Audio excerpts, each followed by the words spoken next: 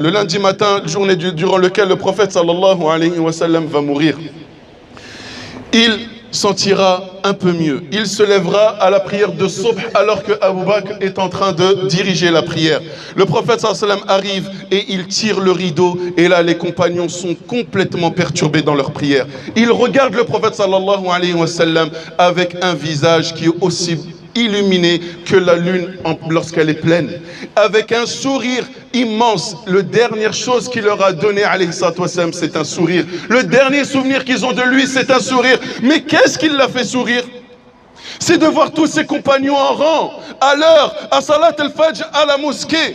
Que dirait le prophète si nous voyait nous aujourd'hui à nous donner toute excuse pour ne pas faire salat, toute excuse pour ne pas faire salat à l'heure, toute excuse pour ne pas se rendre à la mosquée? Ce qui a rendu le prophète sallallahu alayhi wa sallam aussi heureux, c'est parce qu'il a vu les fruits de son sacrifice. Ils sont là, c'est concret, c'est là. Je peux quitter ce bas monde, j'ai laissé derrière moi une relève.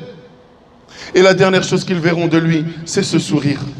Ce sourire, qu'est-ce qui devait être beau? Puis le prophète sallallahu alayhi wa sallam va ensuite fermer le rideau et c'est la dernière fois qu'ils le verront. Le prophète alayhi salatu wa sallam va regagner la chambre de Aïcha et là la maladie va s'intensifier sur lui, alayhi salatu wassalam. Il va s'intensifier jusqu'à ce qu'il dira lui-même, certes la mort a des affres, la mort a une ivresse, la mort a une ivresse. Il prendra de l'eau qui se mettra sur le visage afin de soulager cet état dans lequel il est, alayhi salatu wassalam. Aïcha radiallahu anha, qui a son bien-aimé sur elle, qui a sa tête posée sur sa poitrine, elle le voit, il lève la main gauche et il dit Balir Rafiq al-A'la, Allahumma aghfirli, Allahumma arhamni. Quel péché il avait pour demander pardon?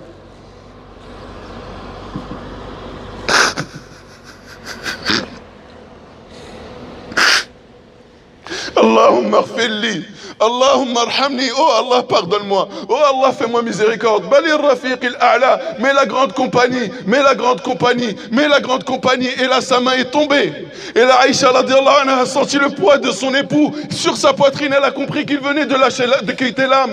Son âme a quitté ce corps si pur, si noble. La respiration si pure et si noble de ce corps venait de se terminer. Et là, c'est la catastrophe. Aïcha radiallahu anha n'arrive pas à s'en remettre, n'arrive pas à prendre conscience que le prophète, alayhi salatu wassalam, son bien-aimé vient de mourir. Elle le laisse, elle le recouvre et elle vient à la mosquée, elle annonce cette nouvelle qui est venue comme une bombe atomique. Les compagnons n'ont pas voulu y croire. Omar ibn al-Khattab lèvera son épée et il menacera toute personne qui osera dire que le prophète sallam est mort, il les menacera de les tuer et en disant le prophète sallam est parti à la rencontre de son Seigneur et il reviendra, et lorsqu'il reviendra, je lui dirai que parmi vous il y a des hypocrites qui ont osé dire qu'il était mort et vous verrez, il vous condamnera tous à mort. Il n'arrivait pas à accepter cela. Lorsque Abu Bakr qui était chez lui a appris la nouvelle est venu, il a traversé la mosquée et tout le monde dans leurs états, il rentre dans la pièce de sa bien-aimée, il rentre et il voit un corps. Et il lève le voile. Abu Bakr qui est le meilleur ami du Muhammad, même avant l'islam. Son bien-aimé avec qui il a passé tant de moments, avec qui il a tant sacrifié, il le voit. Et il l'embrasse entre les yeux et lui dit Ya Khalila, oh mon bien-aimé. Il l'embrasse 2 à 3 reprises. Et il lui dit certes la mort qu'Allah t'a promis, tu l'as enfin goûté, tu ne goûteras plus à la mort après cela. Puis il remet le drap sur le visage de son bien-aimé. Et là il prend son courage à 2 mains et il ressort. Abu Bakr était l'homme de la situation. Abu Bakr était l'homme de la situation. Il n'a pas su se contenir devant son bien-aimé. Mais lorsqu'il est sorti devant les gens et qu'il a vu Omar ibn al-Khattab dans tous ses états ainsi que les autres, il a dit à Yohannas, oh vous les gens, que ceux qui adoraient Muhammad, chose qu'on n'aurait jamais pu dire du vivant du prophète sallallahu alayhi wa sallam, l'appelait par son prénom. On l'appelait Rasulullah, Nabiyullah, Khalilullah, mais jamais on l'appelait Muhammad. Et là Abu Bakr dit Man kana ya'budu Muhammad, fa inna Muhammadun qad mat. Fa inna Muhammadan qad mat. Certes, ceux qui adoraient Muhammad, Muhammad est mort. Et ceux qui adoraient Allah, sachez qu'Allah est vivant et ne meurt jamais.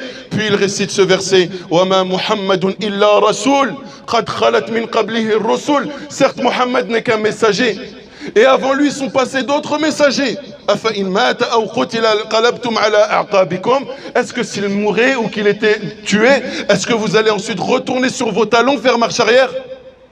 Et là, les gens ont compris. Omar ibn Khattab dira, c'est comme si c'était la première fois que j'entendais ce verset. Combien de fois on a entendu ce verset, mais on n'y a jamais prêté attention? C'est maintenant qu'on a compris. Il a dit, Ma'ata Rasulullah. Il est tombé sur ce genou. Omar radiallahu anhu. Uthman qui était inconsolable, ainsi que Ali, etc. C'était la panique.